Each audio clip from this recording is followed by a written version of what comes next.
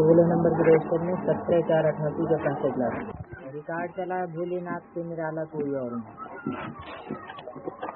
बच्चे अब तो पहचान गए हैं कि हमको बाप अथवा माता पिता सिखलाने वाले हैं।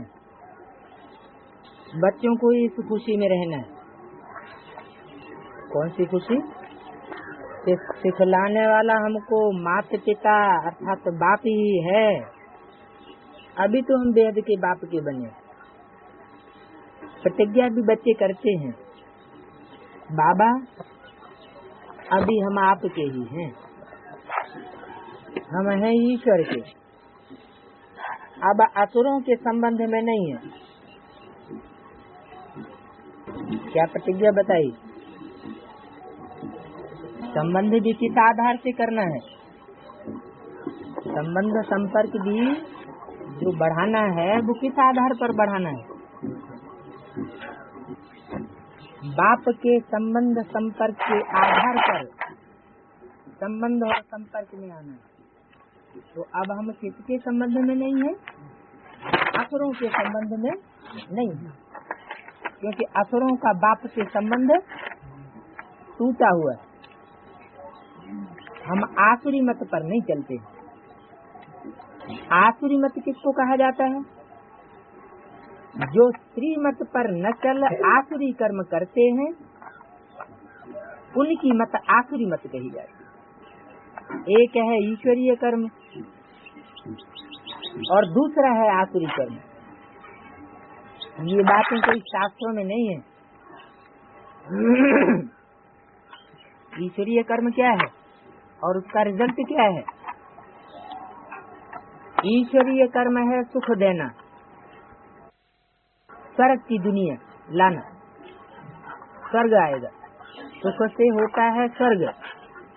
और आसुरी कर्म है दुख देना और उसका रिजल्ट होता है नरक। विद्वान पंडित आचार्य ये नहीं जानते हैं कि आदि सनातन देवी देवता धर्म कब और किसने स्थापन किया था। और सभी धर्म वाले अपने अपने धर्म को जानते हैं। बौद्धी जानते हैं कि 2,500 वर्ष पहले महात्मा बुद्ध ने आकर के बौद्ध धर्म स्थापन किया। क्रिश्चियंस जानते हैं 2000 साल पहले क्राइस्ट ने आकर क्रिश्चियन धर्म स्थापन किया। सभी धर्म वाले जानते हैं। सिर्फ भारतवासी हैं जो अपने असली धर्म को भी भूले हुए हैं, उस धर्म के रचयिता धर्म पिता को भी भूले हुए हैं और टाइम भी भूले हुए हैं कि वो धर्म कब स्थापन किया था। सन्यासी कहेंगे हमारा धर्म शंकराचार्य ने स्थापन किया। देवी देवता धर्म तो अब है नहीं, तो फिर बतावे कौन? लक्ष्मी नारायण आदि का कोई पता नहीं है। बाप कोई नहीं जानते तो बेमुखुद हो गए। तो ये भी ड्रामा में नूद है। ऐसा जब हो तब तो बाप महावाक्य उच्चारे कि कोई भी विद्वान पंडित नहीं जानते कि कलयुगी पतित दुनिया को पावन बनाने वाला कौन है। अभी तुम बच्चे जानते हो बेहद का बाप आकर के हम बच्चों को फिर से राजयोग सत्य के लिए सिखलाते हैं। तुमको वैकुंठ का मालिक बनना है, कृष्णपुरी में जाना है। यह तो कंसपुरी है। कंस और कृष्ण इकट्ठे नहीं हो सकते। या तो कंस का राज्य होगा या फिर कृष्णपुरी होगी। दिखाते हैं कंस का डर था इसलिए कृष्ण को टोकरी में ले गए। अब कृष्ण स्वर्ग का प्रिंस और कंसी जरासंधी दुख देने वाले, ये तो हो गए कलयुग के। तो बात तो लगती नहीं। फिर बात कहाँ की हुई? जरूर संगम युग की ही बातें हैं। सत्ययुगी कृष्ण की ये बातें नहीं हैं। संगम युग में ही कृष्ण की सोल ब्रह्मा जब अपना शरीर त्याग देती है तो वही कोई ब्राह्मण बच्चे में प्रवेश करके संगमयुगी कृष्ण का पार्ट बजाती है। ब्राह्मणों की संगमयुगी दुनिया में प्रत्यक्षता रूपी जन्म होता है और कंसी जरासंधी उसके पीछे पड़ते। तो कृष्ण के लिए जो उसको सुरक्षा देने वाले माता पिता का पार्ट बजाने वाली आत्मा है, कृष्ण को प्रत्यक्षता रूपी जन्म देने के जो बीज हैं उनके लिए दिखाया है कि कृष्ण को टोकरी में डाल के ले गए।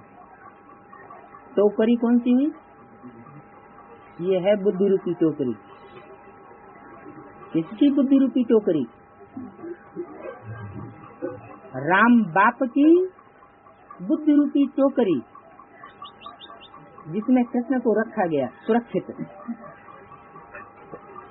और विषय वैतरणी नदी से पार किया गया, यमुना नदी को, काली नदी को। तो ये सब बातें हैं कलयुग की नहीं, सतयुग की नहीं, संगम युग की। तो ये सब फिर सतयुग में कैसे हो सकता है? कृष्णपुरी स्वर्ग को और कंसपुरी नरक को कहा जाता है। यहाँ ही पूतना सुपनखाएं आदि हैं, अनेक प्रकार के आसुरी नाम हैं। नाम है शास्त्रों में काम के आधार पर। तो पूतना ने क्या काम किया? पूत माना पवित्र और ना माने नहीं, अर्थात जो पवित्र नहीं रही, जात जाति का विष पीती रही, उसका नाम पड़ा पूतना। विष पीने पिलाने वाली को कहा जाता है पूतना। और सूपनखा, हाँ, जो झगड़ा टंटा करवा देती है, अपने दिल की इच्छा कुछ और, कामना की पूर्ति नहीं होती है तो कामेषु क्रोधेषु हो जाते हैं। तो काम की आस पूरी नहीं हुई तो उलट सुलट बोल करके झगड़ा करवा दिया, धूता धूती का काम कर दिया। कंसी, जरासिंधी, शिशुपाल, गौओं को चुराने वाला, ये सब आसुरी नाम हैं। अब तुम बच्चों को फखुर होना चाहिए कि हमको अब परम पिता परमात्मा सहज राजयोग सिखलाए रहे।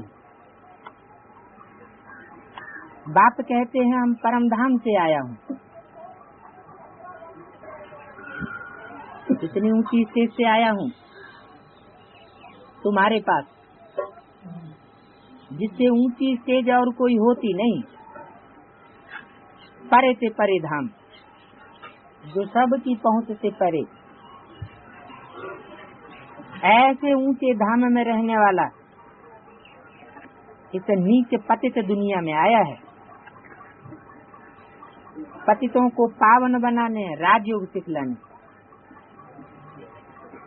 पुरानी इस रावण की दुनिया में आए हैं, पुराने चोले में आए हैं। जैसे मनुष्य पितर खिलाते हैं तो वह आत्मा पुराने शरीर में आती है ना। तो बाप क्या खाने आए? पितरों के लिए तो कहते हैं स्वर्गवासी हुए। तो जो स्वर्गवासी हुए उनको नरक का भोजन खिलाने के लिए क्यों बुलाते हैं? वास्तव में वो कोई स्वर्गवासी तो होते नहीं, ये तो सिर्फ एक साक्षात्कार मात्र है। ऐसे ही परमपिता परमात्मा की भी आत्मा इस पुरानी दुनिया में, पुराने शरीर में आती है, गंदे वायुमंडल के बीच, पतितों को पावन बनाने के लिए। तो पितरों का मिसाल दिया। तो जो पुराने शरीर में आती है पुरानी दुनिया में आती है उनके लिए पुरानी दुनिया नहीं कहेंगे। फिर उनको खिलाते पिलाते हैं। ये रस्म रिवाज भारत में चली आती है। रस्म रिवाज सब प्रकार की शुरुआत कहाँ से होती? संगम युग से। तो हम ब्राह्मणों की दुनिया के पितर कौन है? मम्मा और बाबा। तो मम्मा बाबा की सोल को बुलाए, फिर उनको खिलाते हैं पिलाते हैं, भोग लगाते हैं। तो ये हुई भावना। तो वो तो सूक्ष्म शरीरधारी है। कहते हैं हमारे पति की आत्मा इस ब्राह्मण में आई है। तो वो भावना रखते हैं, पति के नाम रूप को याद करते हैं। आत्मा ही आकर के अंगीकार करती है। तो ये हुई यहाँ की रस्म रिवाज। तो कृष्ण की सोल भी अपना पुराना चोला छोड़कर या तो सूक्ष्म शरीर से या तो बीज रूप चोले से, क्योंकि 3 प्रकार के रूप गाए हुए हैं। रूप हैं आत्मा के। एक कारण शरीर जिसे बीज रूप आत्मा कहते हैं, और दूसरा सूक्ष्म शरीर, और तीसरा स्थूल शरीर। तो सूक्ष्म शरीर से प्रवेश करते हैं। वो तो गुलजार दादी के द्वारा पाठ चला। लेकिन बीज रूप स्टेज में जो प्रवेश होता है उसका पता नहीं चलता कि कब आया और कब गया।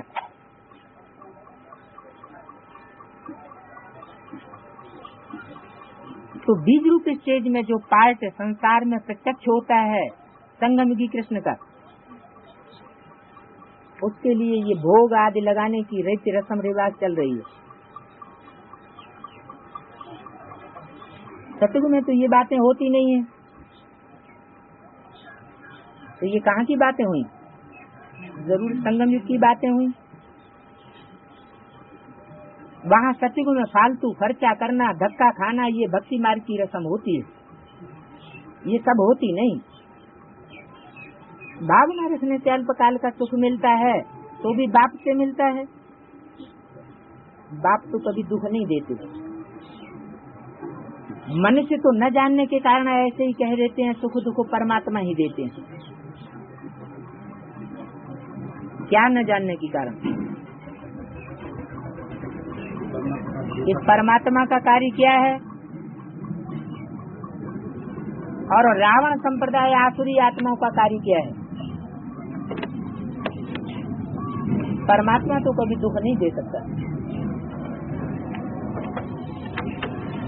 क्योंकि परमात्मा पार्ट है ही संसार को सुखी बनाने के लिए। अगर किसी को उस पार्ट से दुख की महसूसता होती भी है तो ये उसकी अज्ञानता है।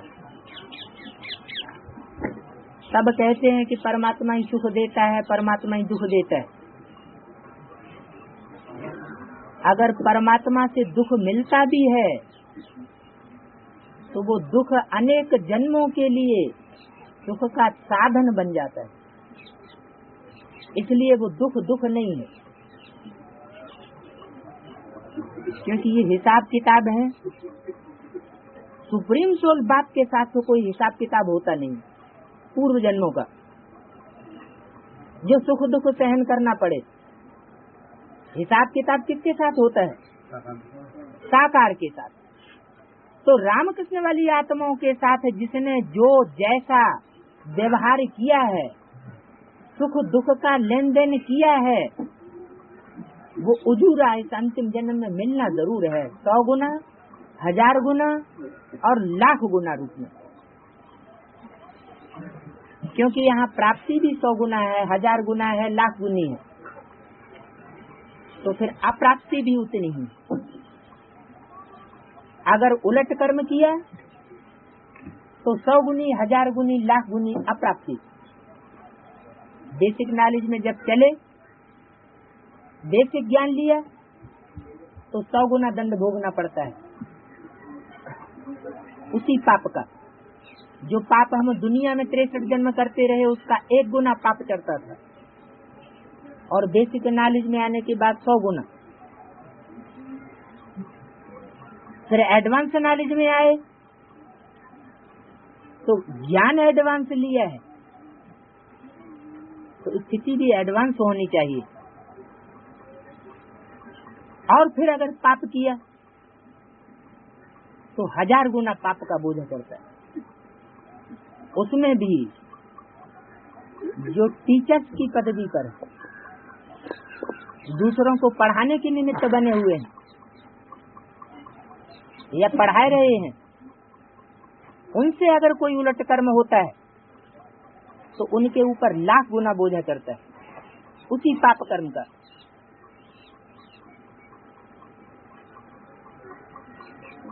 तो परमात्मा बाप आकर के कोई सुख दुख नहीं देते, ये दोनों कार्य परमात्मा के नहीं है। परमात्मा तो सुख ही देता है, लेकिन रामकृष्ण की आत्माओं के थ्रू जो जिसका हिसाब किताब नुधा हुआ है वो यहाँ पूरा जरूर होगा, क्योंकि इस बात की गारंटी है कि ब्रह्मा ने यानी कृष्ण की सोल ने पास्ट में 69 से पहले ब्राह्मण बच्चों को सुख दिया, किसी को दुख नहीं दिया। कोई भी ब्रह्मा कुमार कुमारी इस बात को नहीं कह सकता कि ब्रह्मा बाबा ने हमको तेरी आंख से देखा या कोई कड़ी बात कह दी या हमको किसी प्रकार से दुख दिया, नहीं। लेकिन इस बात की कोई गारंटी नहीं कि ब्राह्मण बच्चों ने ब्रह्मा बाबा को दुख नहीं दिया। ऐसे ऐसे बिच्छू टिंडन थे बड़े बड़े डंक वाले, जिन्होंने उस ब्रह्मा के हार्ट को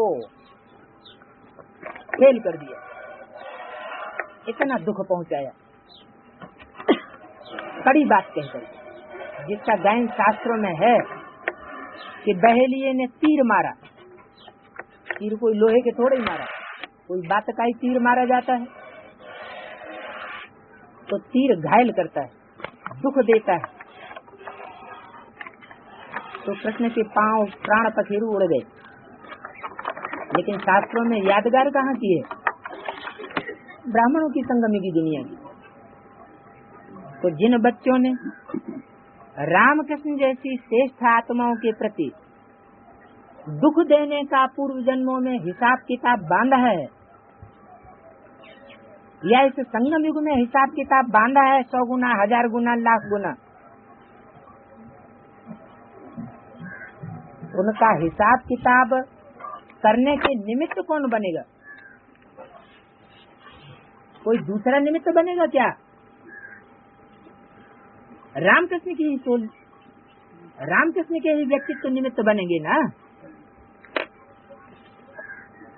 तो परमात्मा सुख दुख नहीं देता।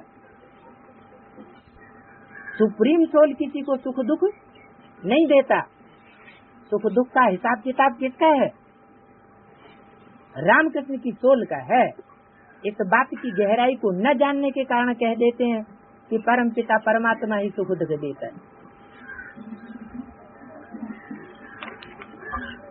बाप समझाते हैं, बच्चे ये खेल बना हुआ है, ये खेल खेला किसने? बच्चों ने ही खेल खेला ना, सुख देने और दुख देने का। तो जो खेल खेला है उसका रिजल्ट तो जरूर सामने आना। जो देवी देवता धर्म वाले होंगे वो ही आकर के ब्राह्मण बनेंगे।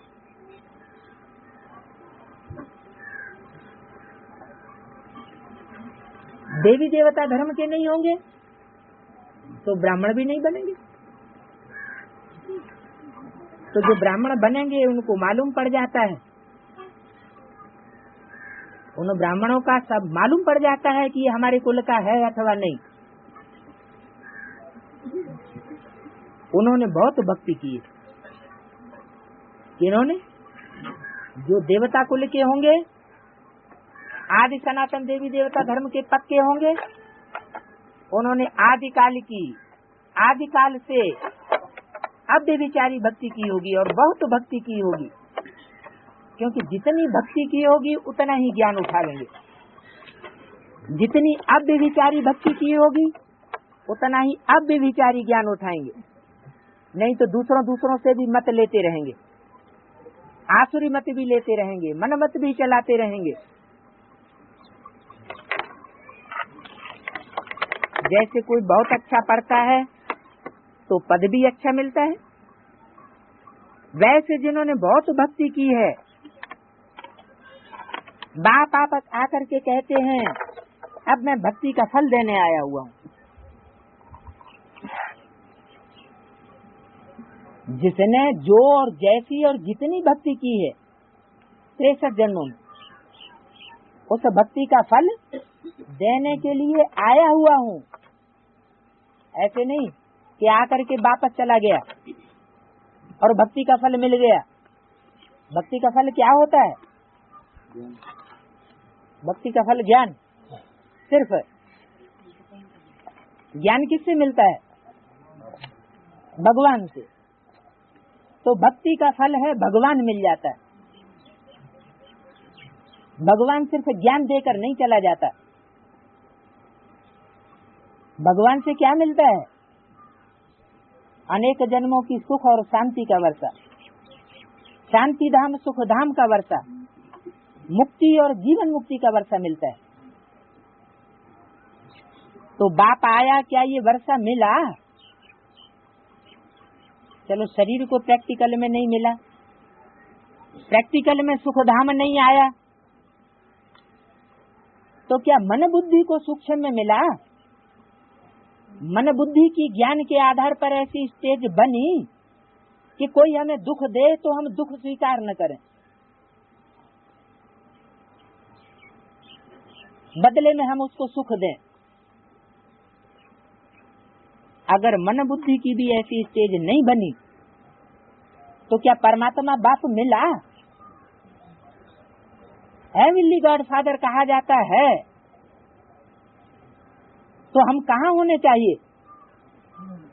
हेवन में होने चाहिए ना। हेवन का सुख अनुभव करना चाहिए ना। करोड़पति अरबपति का बच्चा हो और पैसे पैसे के लिए मोहताज हो तो कहेंगे कि वो बाप के करीब है, नजदीक है, या संबंध टूटा हुआ है? जरूर बाप का बच्चा नहीं है, प्रैक्टिकल में संबंध टूटा हुआ है, इसलिए दुखी। तो यहाँ भी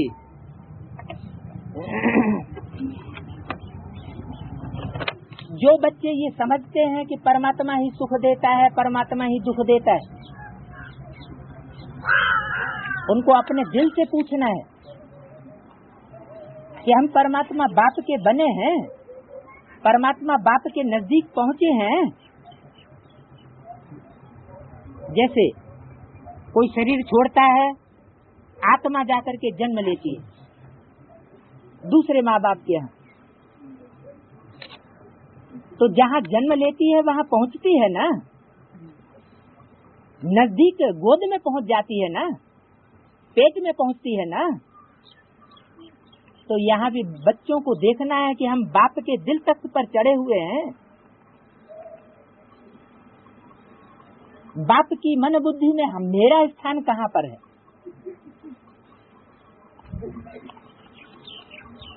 तो सुख दुख परमात्मा नहीं देता, ये तो हिसाब किताब है, खेल बना हुआ है। जो देवी देवता धर्म वाले होंगे वो ही आकर के ब्राह्मण बनेंगे,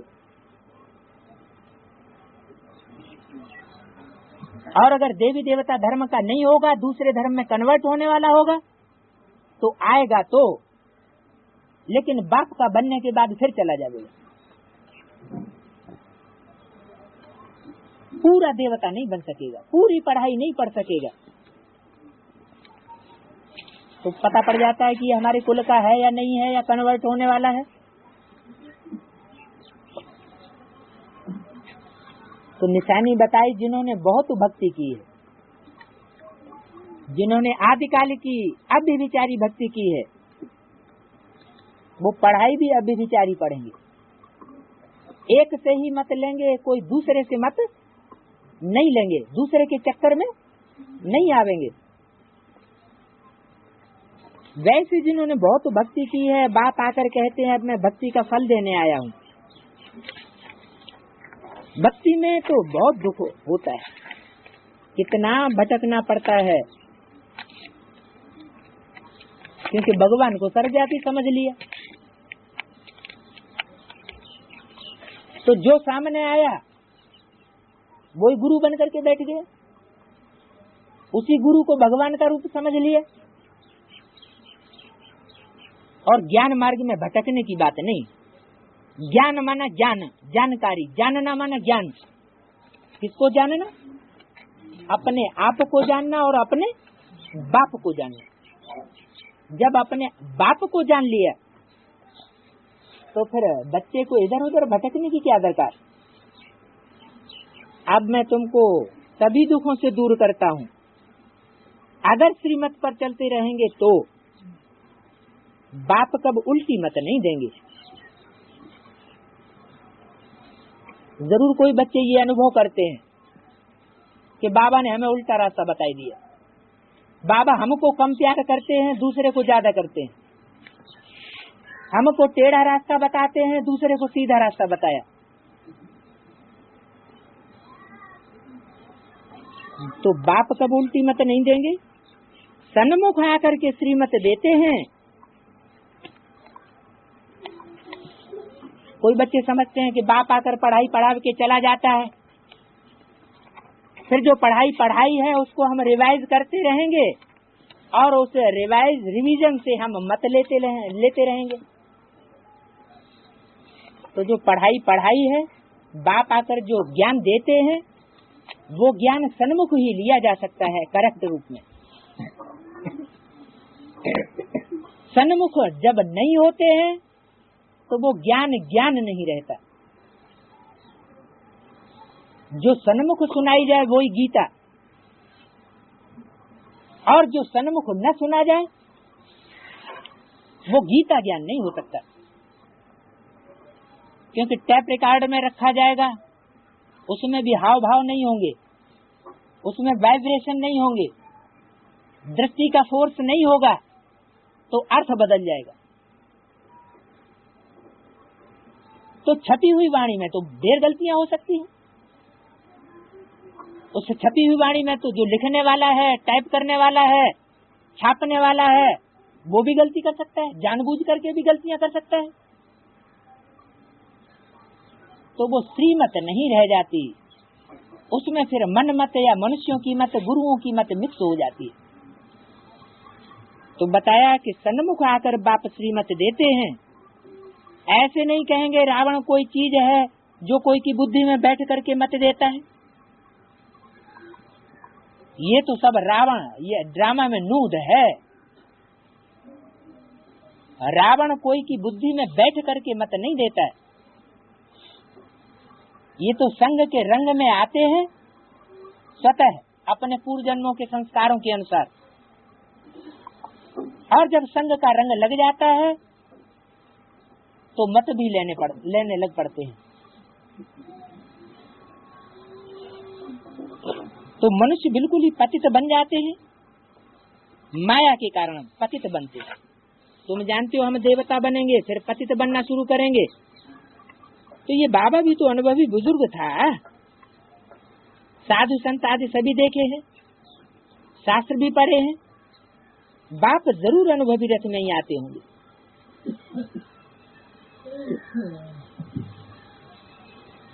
कोई बच्चे के तन में नहीं आवेगा।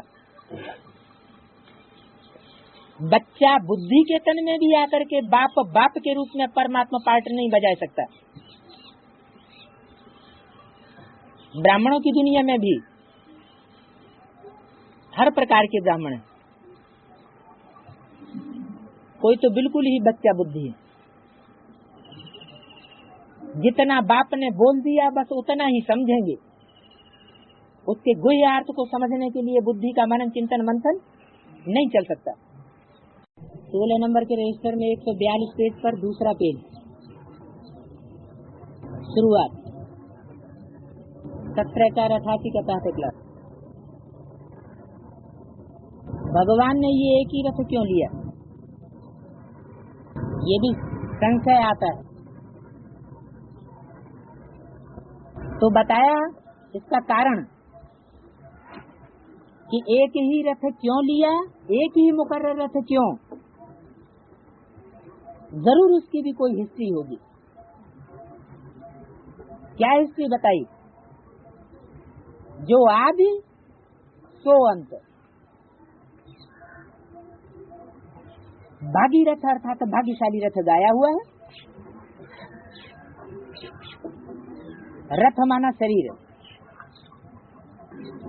और भाग्यशाली शरीर। कहते हैं भागीरथ से गंगा निकली। शास्त्रों की बात बताई ना। तो भागीरथ से निकली या शंकर की जटाओं से निकली? भागीरथ ने तो तपस्या की और तपस्या करके कहते हैं गंगा लाई। लेकिन तपस्या किसकी गाई हुई है? तो इससे साबित हुआ कि जो भागीरथ है वही शंकर का पार्ट है, वही भाग्यशाली रथ है। भाग्यशाली वो है जो अनेकों को कल्याण करे शरीर के माध्यम से। जो अनेकों का कल्याण न कर सके, अपना भी कल्याण न कर सके, वो भाग्यशाली कैसे हुआ? तो अब कोई पानी के गंगा तो नहीं निकली है। तो कितनी मूर्खता है जो समझते हैं कि उनकी जटाओं से पानी की गंगा निकली। वास्तव में मस्तक के मनन चिंतन मंथन से ये ज्ञान निश्चित होता है। तो ज्ञान की गंगा बहती है, कोई पानी की गंगा की बात नहीं है। आगे हम भी समझते नहीं थे कि ये कैसे हो सकता है कि जटाओं से गंगा निकले। इसको कहा जाता है पत्थर बुद्धि।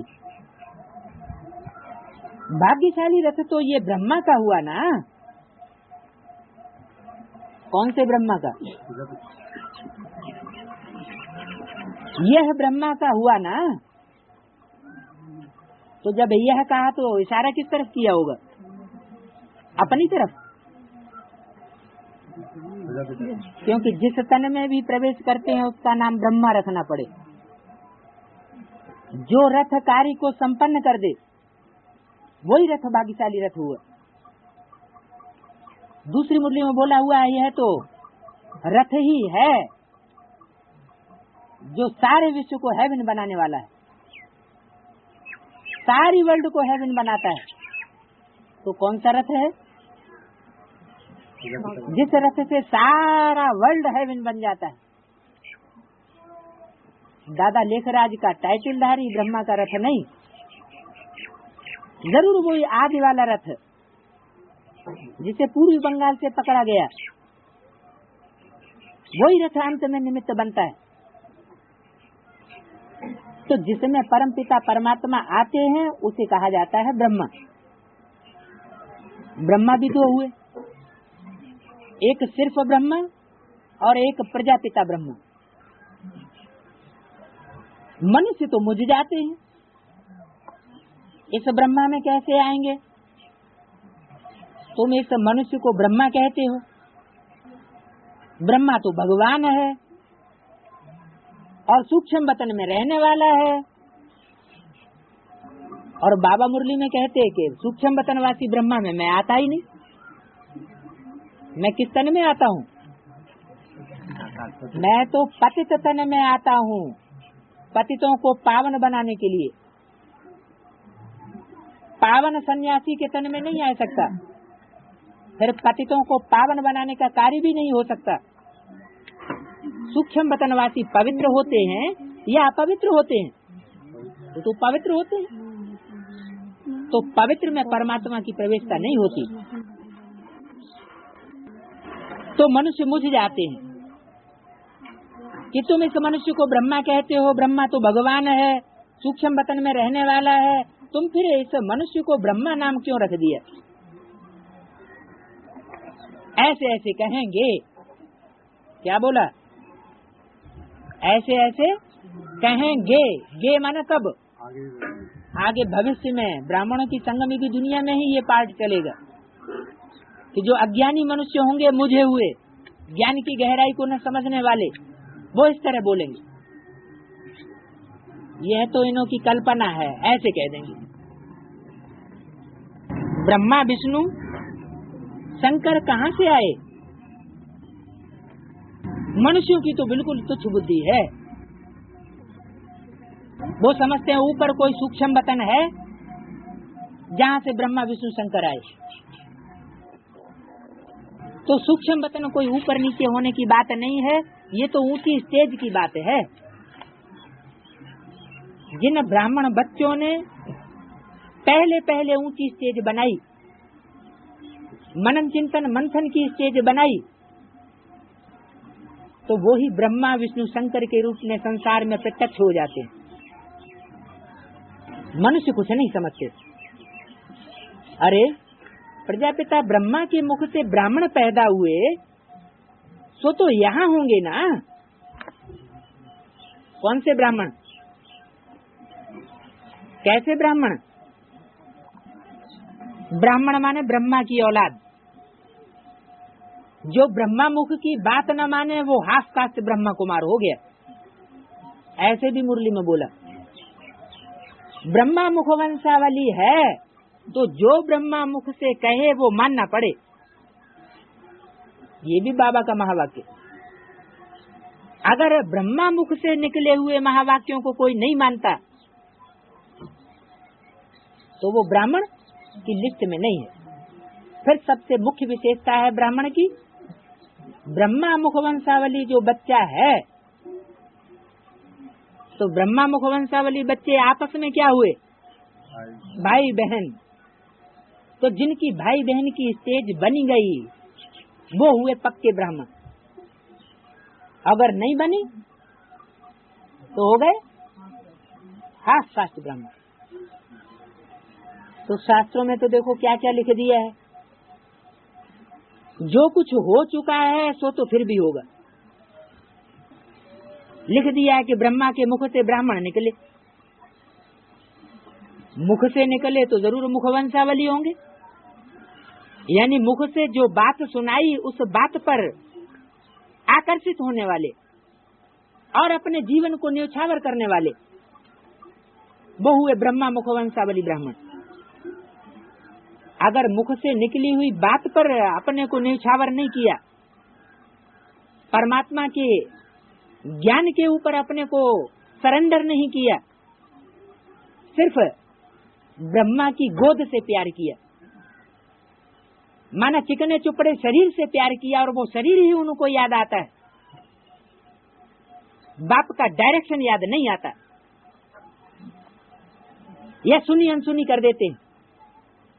जैसे मुरली में बोला ब्रह्मा का चित्र नहीं रखना है, समझाने के लिए तो त्रिमूर्ति में दिया हुआ है, अलग से चित्र रखने की कोई दरकार नहीं। अगर ब्रह्मा का चित्र रखेंगे तो पतित हो पड़ेंगे। तो जिन्होंने मुखवंशावली ब्राह्मण होने का दावा किया और डायरेक्शन को फॉलो नहीं किया, तो वो हाफ कास्ट ब्रह्मा कुमार हुए या फुल कास्ट हुए? हाफ कास्ट हुए। तो जो कुछ हो चुका है वो ही फिर भी होगा। मुसलमान कैसे आए, क्या क्या हुआ, ये सब फिर भी होगा। तुम ड्रामा के राज को जानते हो और कोई इस राज को जानता नहीं है। वो तो कह देते ड्रामा की आयु लाखों वर्ष है,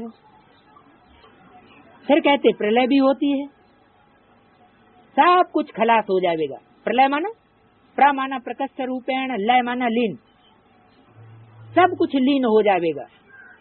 अच्छा, सब लीन हो जाएगा तो नई सृष्टि कहाँ से आवेगी? कहते हैं ऊपर से सितारे आत्माएं आवेंगी और नीचे आके प्रिंसेस बन जावेंगे। चित्रों में बनाई के दिखाई दिया। बाप कहते हैं ऐसे प्रलय कभी होती नहीं है। अब कृष्ण अगर आएगा तो भी सतयुग में आएगा ना, उनको फिर द्वापर में क्यों ले गए? जब पूछा गया कि द्वापर में कृष्ण को क्यों ले जाया गया शास्त्रों में, तो पूछने वाला कौन है?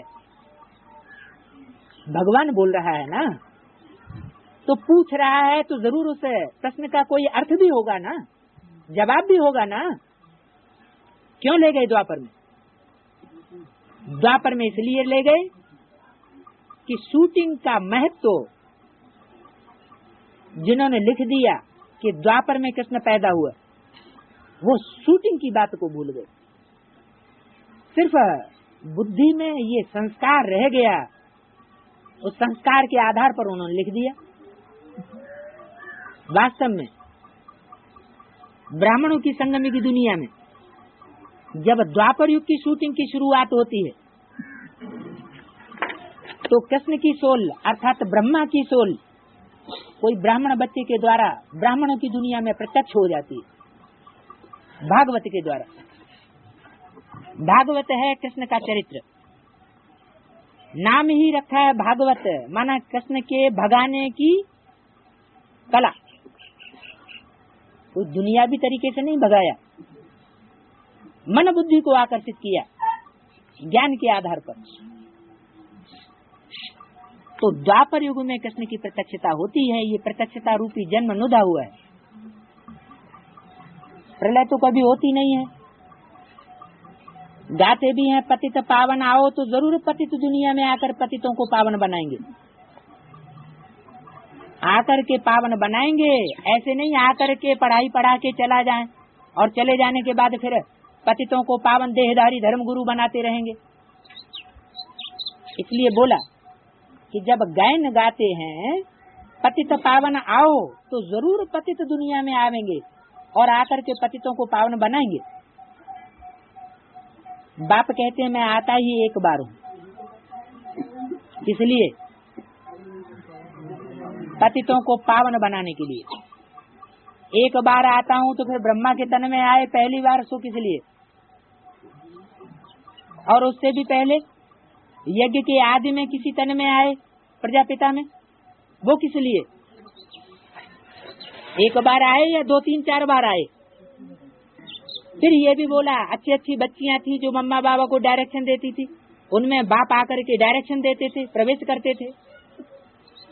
तो 3 4 बार आना हुआ ना। तो यहाँ ये क्यों बोला कि बाप कहते हैं मैं आता ही हूँ एक बार पतितों को पावन बनाने के लिए? आके फिर जाते नहीं है, आने के बाद जाते नहीं, आने के बाद जाते नहीं है। तो एक बार आए या 4 बार आए? है? हाँ, यहाँ शब्द दिया हुआ है बाप, यानी बाप बाप के रूप में जब पार्ट बजाता है तो वो एक ही बार में आकर के पतितों को पावन बनाता है। मैं ज्ञान सागर ही सृष्टि की आदि मध्य अंत का राज समझा सकता हूँ। पुरानी दुनिया को नया कैसे बनाता हूँ, सो बैठे बच्चों को समझाता हूँ। ऐसे नहीं कि प्रलय हो जाती है फिर मैं कोई नई दुनिया बैठे रच देता हूँ, नहीं। सृष्टि तो अनादि है, ये तो चली ही चली आती है। सिर्फ पुरानी दुनिया को बदलकर मैं नई दुनिया बनाता हूँ, पुरानी दुनिया का संगठन चेंज करके नया संगठन बनाता हूँ। तो कैसे बनाता हूँ नई दुनिया, सो बैठे बच्चों को समझाता हूँ। कैसे बनाता हूँ, उस पुरानी दुनिया की भी बात नहीं है।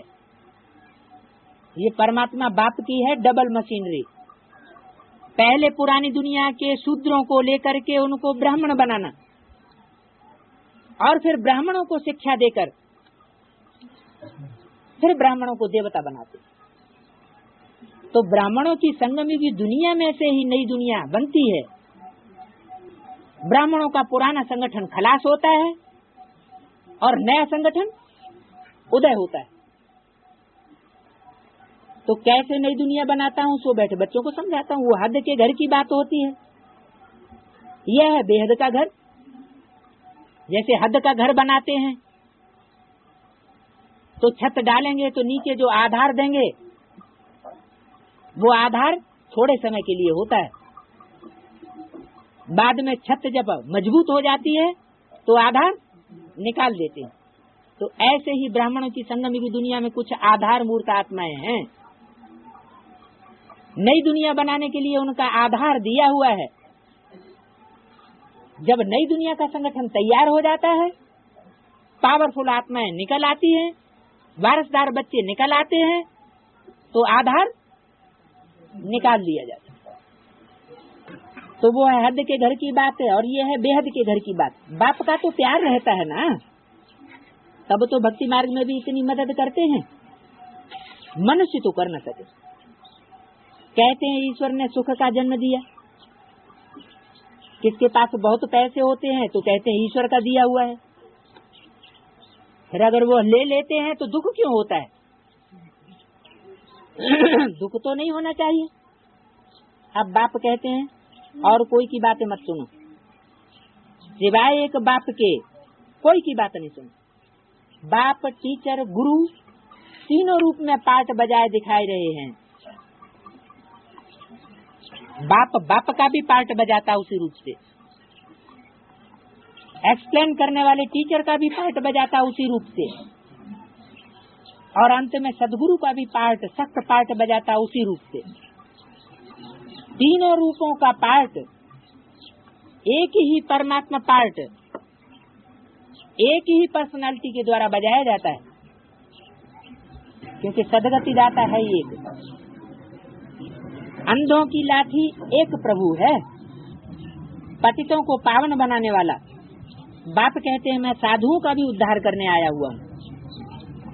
वो भी तो पतित ठहरे ना, क्योंकि नाम ही है साधु। साधु माना साधना करने वाला, इंद्रियों को साधने वाला, इंद्रियों के साधने की प्रैक्टिस करने वाला।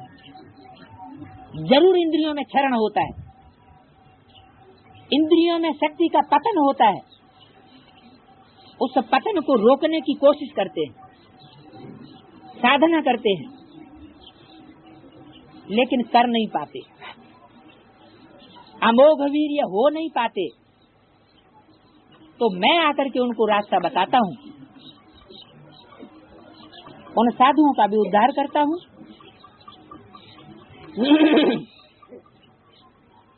तो जरूर वह भी पतित है, क्योंकि मन बुद्धि रूपी आत्मा का जब तक क्षरण हो रहा है, उसमें दुष्ट संकल्प चलते हैं, व्यर्थ संकल्प चलते हैं, तब तक पूरी सदगति नहीं हो सकती। तो वो तो घरघाट को छोड़ देते हैं, देह और देह के संबंधों को तिलांजलि दे देते हैं, देह को दुख देते हैं, लेकिन मन बुद्धि तो उनको तंग करती रहती, दुष्ट संकल्प उनके अंदर भी आते रहते। तो मन बुद्धि आत्मा का जब तक उद्धार नहीं किया, तब तक असली उद्धार नहीं हो सकता। तो ऐसे गुरुओं को, ऐसे साधुओं को कन्याओं के द्वारा बाण लगवाते हैं। कौन से? बाहर की दुनिया के साधुओं को। बाहर के दुनिया की साधुओं की बात नहीं है, ये ब्राह्मणों की दुनिया के ही साधु हैं, जो हठ योग पूर्वक अपनी इंद्रियों को कंट्रोल करना चाहते हैं, लेकिन कंट्रोल कर नहीं सकते। उल्टा रास्ता अपनाने के कारण और ही बस से बेबस हो जाती हैं इंद्रियां। तो उनको छोटी छोटी कन्याओं के द्वारा बाण लगवाते हैं। जो बड़े बड़े वो काम नहीं कर सके, वो कार्य छोटी छोटी कन्याएं करके दिखाती है। तुम सब ब्रह्मा कुमार कुमारियां हो। सतयुग में था प्रवृत्ति पवित्र प्रवृत्ति मार्ग, और अब हो गया है अपवित्र प्रवृत्ति मार्ग, जिसको विकारी प्रवृत्ति मार्ग कहा जाता है। क्यों? सतयुग में पवित्र प्रवृत्ति मार्ग क्यों था, और द्वापर कलयुग में अपवित्र प्रवृत्ति मार्ग क्यों हुआ? कृष्ण की दृष्टि राधा में ही डूबती थी, और यहाँ इन देहधारी धर्म गुरुओं ने क्या करवा दिया? क्या योग सिखाया? योग ही उल्टा सिखाई दिया। व्यभिचारी दृष्टि योग सिखाई दिया। तो व्यभिचारी दृष्टि योग से क्या अब व्यभिचारी दुनिया की स्थापना होगी और ही दुनिया विकारी बन गई। तो बाप आकर पवित्र प्रवृत्ति मार्ग की स्थापना कर रहे हैं। अभी मनुष्य महान दुखी है, बात मत पूछो, त्राह त्राह करते हैं, रोते पीटते रहते हैं। अनेक धर्म है, सतयुग में था एक धर्म जो एक बाप ही स्थापन करते हैं। गीता में कृष्ण भगवान वाक्य लिख दिया है, ये है एक ही भूल। उन्होंने गीता का भगवान बना दिया है कृष्ण, ब्रह्मा को। ब्रह्मा का स्वरूप जो है वो गीता का भगवान नहीं है, वो तो कृष्ण बच्चा बुद्धि है। परमात्मा बाप ने जो महावाक्य उच्चारे, उन महावाक्यों के गुह्यार्थ को भी वो बच्चा नहीं समझ सकता।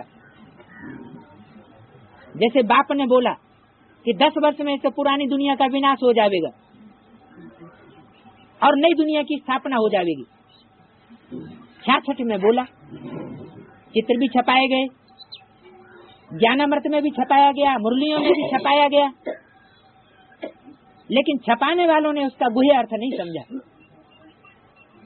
कि 76 में कौन सा विनाश होगा, कौन सी दुनिया का विनाश होगा, कहाँ से विघटन की शुरुआत होगी। तो बहिर्मुखी बुद्धि होने के कारण, जो असली बात है बच्चा बुद्धि होने के कारण वो ब्रह्मा ही नहीं समझ सके, तो ब्रह्मा के वो बच्चे कैसे समझेंगे। तो एक ही भूल हो गई कि गीता का भगवान किसको मान लिया, कृष्ण को। अर्थात संगम युग में क्या नाम, कृष्ण का संगम युग में नाम क्या हुआ, ब्रह्मा। ब्रह्मा के रूप को ही उन्होंने गीता का भगवान मान लिया। अरे गीता माता है तो जरूर चैतन्य माता है, और गीता पति भगवान है तो जरूर चैतन्य है। पति है, माता है तो जरूर बच्चा भी होगा।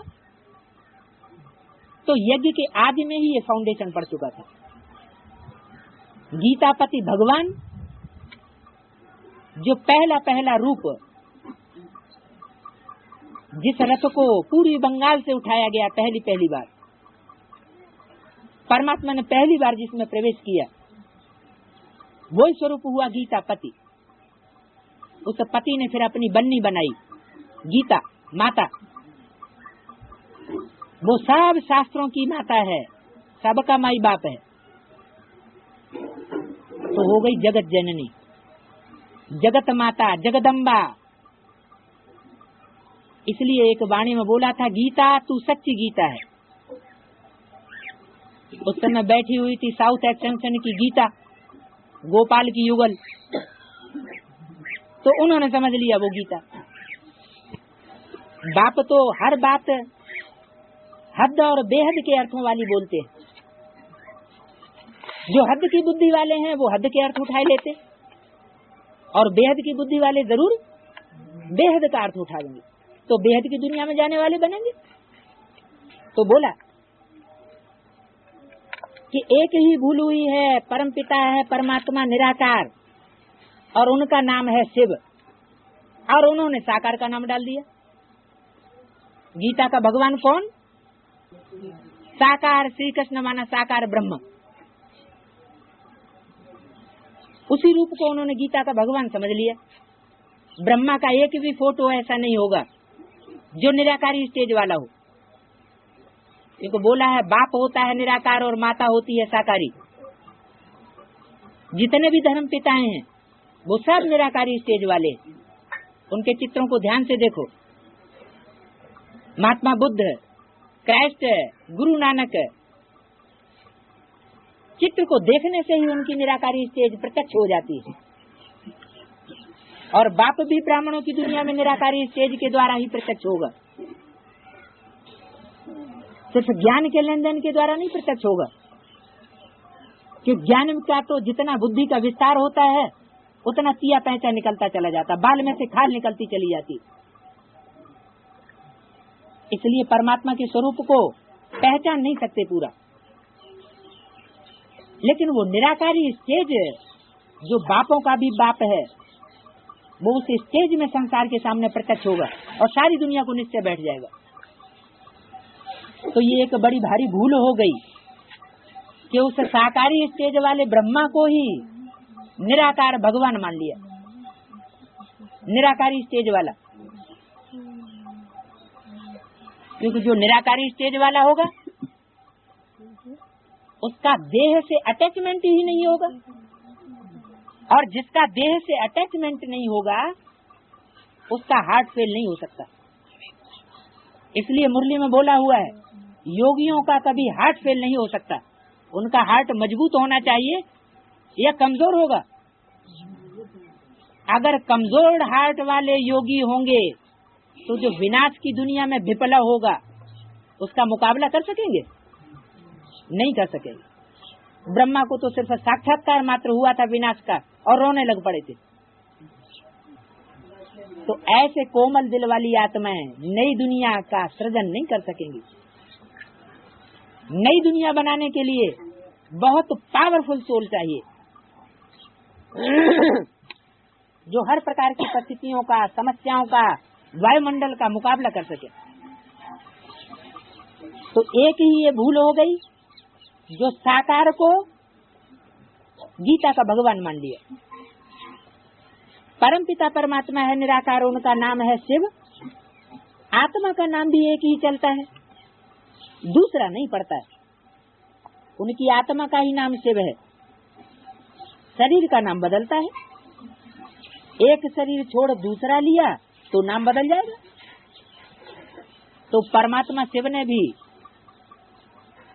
दादा लेखराज का शरीर छोड़ा और दूसरा शरीर धारण किया तो नाम क्या बदल गया है? प्रजापिता ब्रह्मा तो वास्तव में उसे ही कहा जाएगा जो पिता का कार्य करे।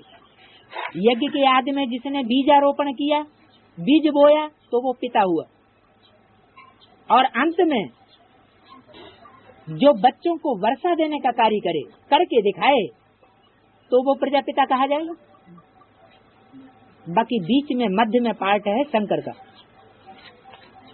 शंकर अर्थात मिक्स, 3 सोल मिक्स होती हैं एक शरीर में। कभी कोई पार्ट बजाती, कभी कोई पार्ट बजाती।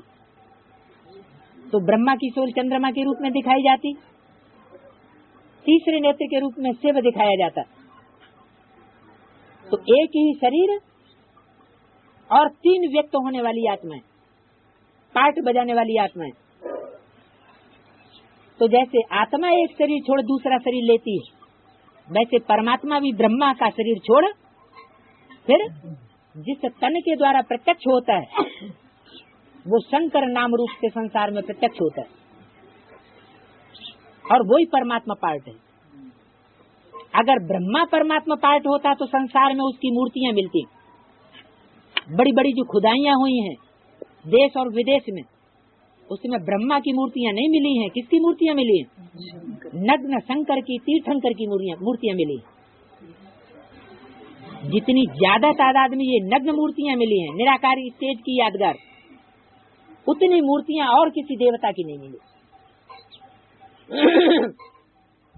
तो इससे साबित होता है कि परमात्मा भी एक शरीर छोड़ दूसरा तन लेता है, तो नाम भी बदल जाता है।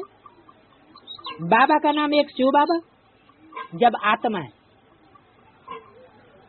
आत्मिक स्टेज में जब पार्ट बजाता है निराकारी स्टेज में, तो शिव बाबा को शारीरिक नाम नहीं मिलता।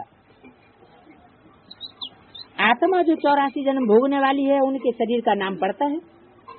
बाप कहते हैं मेरा तो एक ही नाम है, बल में इनमें प्रवेश करता हूँ, परंतु शरीर का मालिक तो इस दादा की आत्मा है ना, जिसमें प्रवेश कर प्रजा रच रहा हूँ। प्रजापिता तो जरूर यहाँ चाहिए। प्रजा कितनी है? 500 करोड़। तो 500 करोड़ की प्रजा जितनी भी है उस सबको अपनी आत्मा के पार्ट का पता चलेगा परमात्मा बाप के द्वारा। उन आत्मा तो इसके साबित हुआ कि त्रिमूर्ति का चित्र अभी भी एक्यूरेट है। इसलिए मुरली बोला तुम बच्चों को त्रिमूर्ति चित्र का एक्यूरेट चित्र निकालना चाहिए। ब्रह्मा विष्णु शंकर तीनों का एक्यूरेट चित्र क्यों नहीं निकाला? वो जो ब्रह्मा का चित्र दिया हुआ था वो तो टाइटलधारी ब्रह्मा का था। वास्तव में यज्ञ के आदि में ब्रह्मा माना बड़ी माँ, ब्रह्म बड़ी माँ मानी माँ, बड़ी माँ के रूप में पाठ बजाने वाली जो पहली बात की बननी थी वो कोई दूसरी थी। इसलिए मुरली में आया है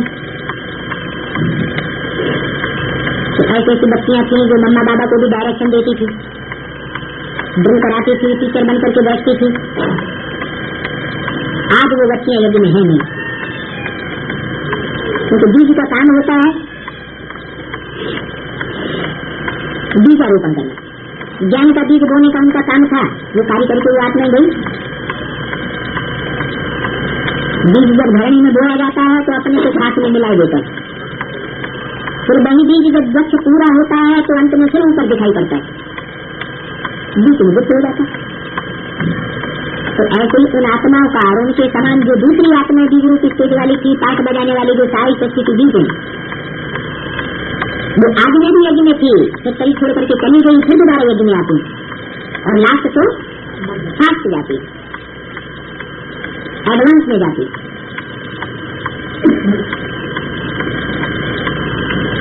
तो जिस ब्रह्मा की बात कही वो हुआ आदि वाला प्रजापिता ब्रह्म। वही आत्मा दोबारा जन्म लेकर के फिर ब्रह्मा सरस्वती के शरीर छोड़ने के बाद फिर प्रकट होती। तो उनमें एक हुआ बाबा और एक हुआ ब्रह्मा। यह बाबा कौन सा बाबा? जरूर त्रिमूर्ति के चित्र में कोई बाबा भी है। बाबा किसे कहा जाता है? साकार और निराकार के मेल को बाबा कहा जाता है। तो वो तीसरा चित्र है, पहला चित्र ब्रह्मा, दूसरा चित्र विष्णु, तीसरा चित्र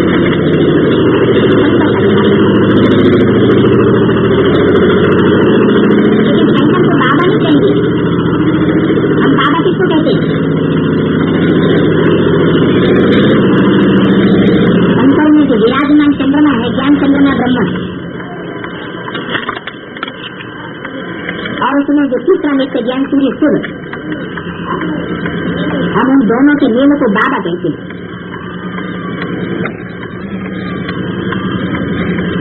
उस ज्ञान चंद्रमा ब्रह्मा ने भी साकार शरीर धारण किया और परमात्मा शिव ने भी साकार शरीर धारण किया, तो वो कॉम्बिनेशन हो गया दोनों। उसको कहते हैं बाप दादा भी कहते हैं और शिव बाबा भी कह सकते हैं। तो यह बाबा इस ब्रह्मा द्वारा, कौन से ब्रह्मा द्वारा? वो ब्रह्मा तो गया ब्रह्मा का मतलब क्या है?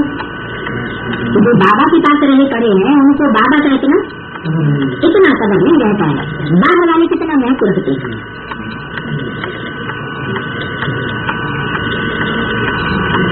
यहाँ भी बाहर वाले तो कुर्बान जाते हैं।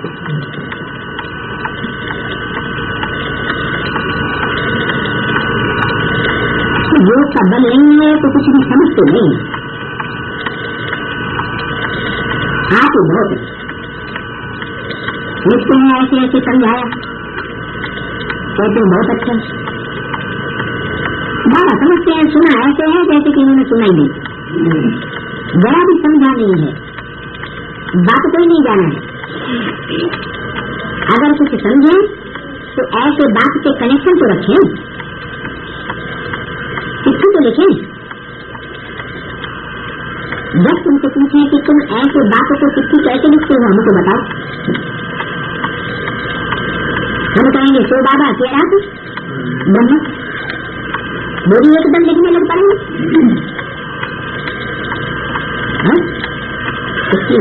किसके द्वारा? ब्रह्मा द्वारा। तो ब्रह्मा ने तो कहीं छोड़ दिया, अब क्या करें? जब बोला है तो जरूर कुछ इसमें राग है। बल ब्रह्मा ने शरीर छोड़ दिया, वही ब्रह्मा की आत्मा फिर कोई न कोई ब्राह्मण बच्चे में प्रवेश करती है, फिर वही गरिमा का पाठ बजाती।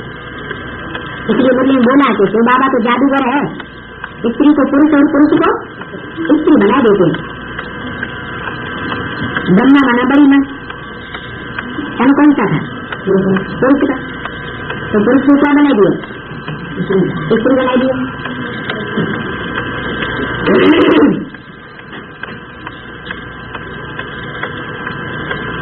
तो ये तो रथ है ना, परंतु ज्यादा कीमत तो उनकी है जो इसमें प्रवेश करते हैं।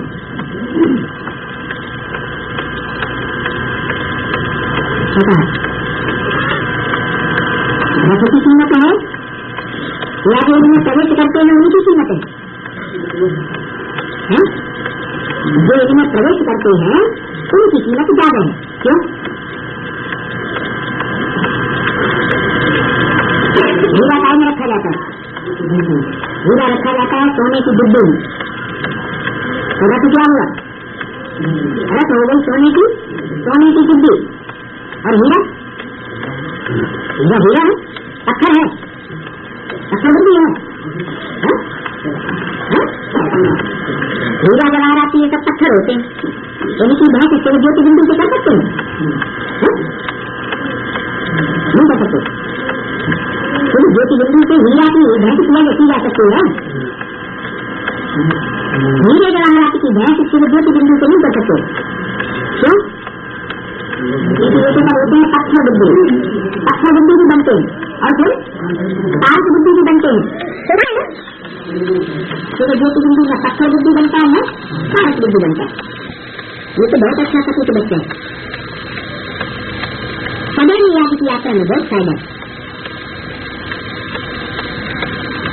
ऐसे भी नहीं सिर्फ सुबह को याद करना,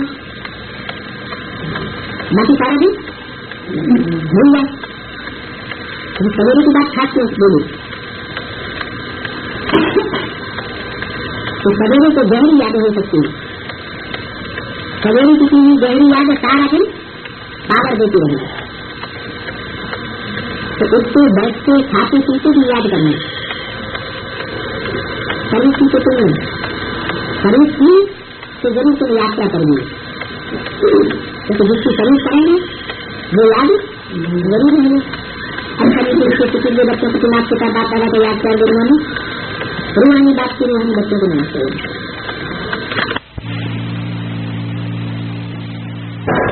चाहे कृष्ण की सिंगल पूजा है और चाहे देवियों की सिंगल पूजा हो, वो निवृत्ति मार्ग की पूजा असुर बनाती, देवता नहीं बनाती। क्या फायदा बताया?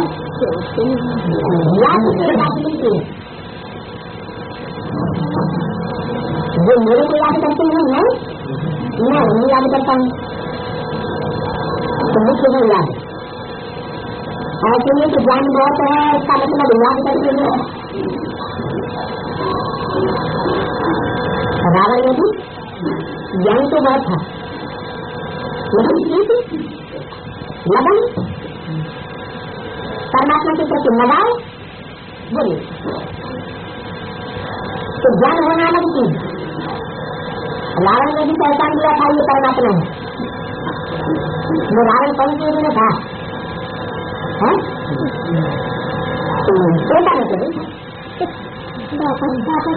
जाकर नहीं था। जाकर में तो राम और रावण की पहचान ही नहीं होती। उनका तो शास्त्रों में कहीं की बातें हैं, संगम की बातें हैं। संगम में ये राम भी प्रत्यक्ष होता है तो राम के भी 10 प्रत्यक्ष होते हैं। ठीक है तो जरूरी कई से दारी देंगे। तो रावण का क्या चरित्र हुआ? जैसे ब्रह्मा के हाथ में जो पात्र दिखाए जाते हैं बहुत ही ज्ञानी दिखाया जाता है, वैसे रावण के हाथ में भी जो पात्र दिखाए जाते हैं बहुत ही ज्ञानी दिखाया जाता है। तो अंतर क्या है?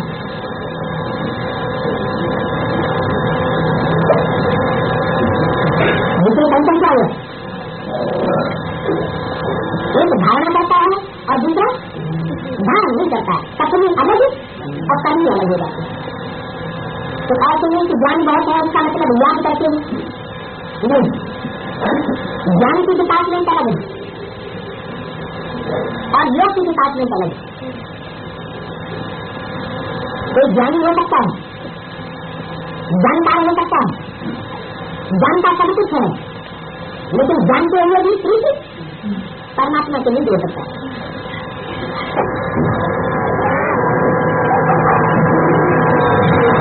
अर्जुन गृहस्थी और भीषम पितामह निवृत्ति मांगने वाले दोनों जानने वाले थे परमात्मा को।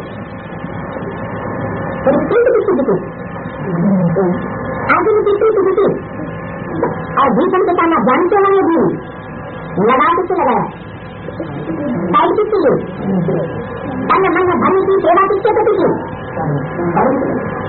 जहाँ हमारा तन होगा वहाँ मन होगा, जहाँ हमारा धन होगा वहाँ मन होगा। योग की बहुत बड़ी तबियत है, ज्ञान की उनकी कम है। योग से आत्मा का प्रधान बन जाती है, क्योंकि बहुत याद करते हैं। याद के बगैर तत्व प्रधान बनना असंभव है। इसकी याद के बिना दूध खंड स्थापन करने वाला भी है, तो सतखंड स्थापन करने वाला भी है। दूध खंड स्थापन करने वाले को याद करने वाला वो भी झूठ ही बनेगा, और सत्य बात को याद करने वाला सत्य ही बनेगा।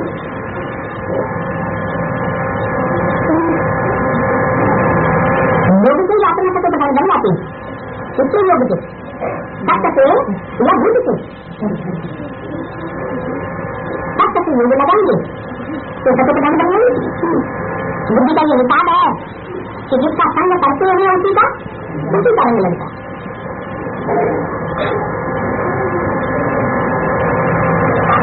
बच्चे सारे दिन में बाप को याद नहीं करते, तो बाप को याद नहीं करेंगे। इसका मतलब बच्चे सारा दिन किसको याद करते हैं? बाप को याद नहीं करते तो जरूर दो आदमी को याद करते। बच्चे अच्छी भी याद करते हैं तो बाप भी याद करते हैं, याद तो याद मिलती है। तो मतलब ये बात हो गई, तो साथ की बात हो गई कि तुम हमको याद करोगे तो हम तुमको याद करेंगे, तुम हमसे प्रीति करोगे तो हम तुमसे प्रीति करेंगे। तो कौन किसको याद करेगा? बच्चे बाप को याद करेंगे क्योंकि उनके ऊपर पापों का बोझा और सेवा का ऊपर बोझा नहीं। आप तक तो बात है, लेकिन याद भी किसी हिसाब से किया जाता है। कोई याद क्यों आती है? याद आती है तो जरूर कोई न कोई पूर्व जन्म का हिसाब किताब है तो किसी की याद आती है, नहीं तो कोई की याद ऐसे नहीं आती। कहीं किसी को लगाव लग जाता है तो याद आती। मतलब ये हुआ कि परमात्मा सिर्फ ज्योति बिंदु जिसका साकार स्वरूप में प्रवेश करता है, वो साकार जन्म मरण के चक्र में आने वाली आत्मा है, और उसके साथ जिनके अनेक जन्मों के हिसाब किताब है, जिन्होंने प्रीति का हिसाब किताब जोड़ा है, पूरी जन्म के लिए आत्मा तकदीर बना करके इस संगम युग में आए हैं, तो उनको याद आती।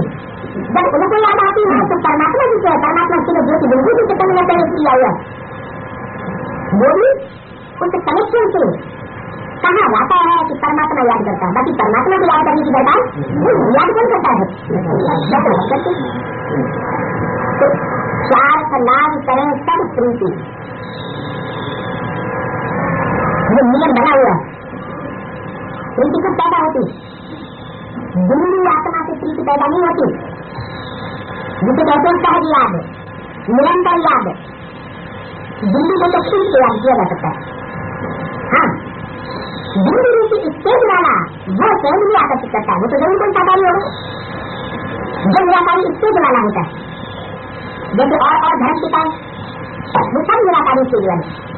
महात्मा बुद्ध के चेहरे को ध्यान से देखिए, क्राइस्ट के चेहरे को ध्यान से देखिए, गुरु नानक के चेहरे को ध्यान से देखिए, चित्र को देखने से ही पता चलता है कि ये निराकारी स्टेज में, क्योंकि दीर्घ बाप होता है निराकार, तो धर्म पिताएं हैं। लेकिन उन बापों का भी जो बाप बनकर इस शक्ति पर आता है, जिसको वो धर्म पिताएं भी याद करते हैं, कैसे उस गॉड फादर को याद करता है, वो गॉड फादर कितनी में निराकारी स्टेज में होगा। और वही निराकारी स्टेज, की स्टेज वो सबको आकर्षित करती है।